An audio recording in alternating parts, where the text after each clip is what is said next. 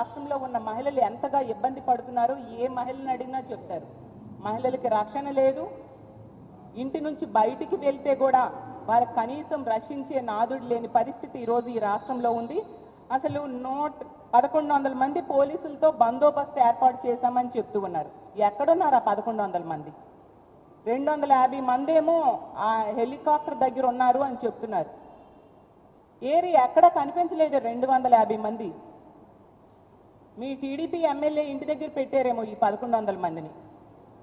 జగనన్న దగ్గరికి రాకుండా ఆపడానికి పెట్టారు తప్ప జగనన్న రక్షణ కోసం ఏమాత్రం మీరు ప్రయత్నించిన పరిస్థితులు నిన్న కనిపించలేదు. తీసుకుంటే చాపర్లో ప్రయాణించే వాళ్ళకి ఒక ప్రోటోకాల్ ఉంటుంది. అన్ని రకాలుగా చాపర్ ఫిట్గా ఉంటేనా ఆ పైలట్ అనే అతను తీసుకువెళ్తాడు.